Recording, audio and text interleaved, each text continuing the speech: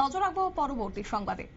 আবারও ই রিকশার সাথে একটি ট্রিপার গাড়ির সংঘর্ষ এবং এই সংঘর্ষের জেরে আহত হয়েছে কার্যত 4 জন। এমনই খবর পাওয়া গেছে। বিশেষ করে জেলা হাসপাতালে নিয়ে আসা হয়েছে। দমকল কর্মীরা তাদেরকে জেলা হাসপাতালে নিয়ে আসেন।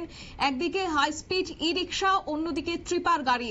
এবং দমকল কর্মীদের কাছ থেকে জানা গেছে যে বুধবার বিকেল 4টা নাগাদই ধর্মনগর মহকুমার বটরশি এলাকার জোর কালভার্ট সংলগ্ন এলাকা থেকে ফোন মারফত খবর আসে সেখানে একটি দুর্ঘটনা ঘটে। সাথে সাথে দমকল কর্মীরা ছুটে যায়। সেখানে গিয়ে দমকল কর্মীরা জানতে পারে একটি ট্রিপার গাড়ির সাথে হাই স্পিড ই রিকশার সংঘর্ষ হয়েছে এবং গাড়ির হাই স্পিড ই রিকশাকে ধাক্কা মেরে পালিয়ে গেছে। ই রিকশার থাকা চালক সহ 4 ব্যক্তি আহত হয়েছে এবং আহতদেরকে উদ্ধার করে ধর্মনগর জেলা হাসপাতালে নিয়ে এসেছে দমকল কর্মীরা। দমকল কর্মীরা আজকে কি বক্তব্য রাখলেন এই ঘটনার পর শুনুন। এটা দুর্গালপাট একটা টিপার গাড়ি একটা হাই স্পিড টুকটুকে মানে বাড়ি দিয়ে গেছে। আচ্ছা, টিপার গাড়ি তো পাওয়া গেছে না, টুকটুকের নাম্বার নাই নতুন। ওই হাই স্পিড টুকটুক। হ্যাঁ হ্যাঁ।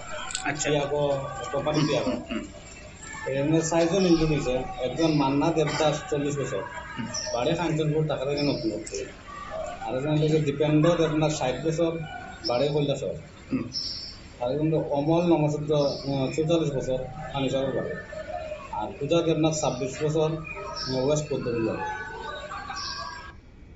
আপনারা শুনলেন দমকল কর্মীদের বক্তব্য। অবশ্য আহতদের নাম দমকল কর্মীদের কাছ থেকে জানা গেছে যে মান্না দেবদাস, বয়স আনুমানিক 40 বছর, মূলবাড়ি কাঞ্চনপুরে তার বাড়ি এবং বর্তমানে ধর্মনগরে থাকে। নতুন পট্টিতে দীপেন্দ্রনাথ, বয়স 60 বছর, বাড়ি কৈলাসহরে। অন্যদিকে পূজা দেবনাথ, বয়স 26 বছর, বাড়ি পশ্চিম পদ্মবিলে এবং রিকশা চালক অমল নমসূত্র, বয়স 43 বছর এবং তারা প্রত্যেকেই ধর্মনগর জেলা হাসপাতালে চিকিৎসাধীন রয়েছে। নিয়ে নিচ্ছে ছোট্ট একটি বিজ্ঞাপন বিরতি, সঙ্গে থাকুন।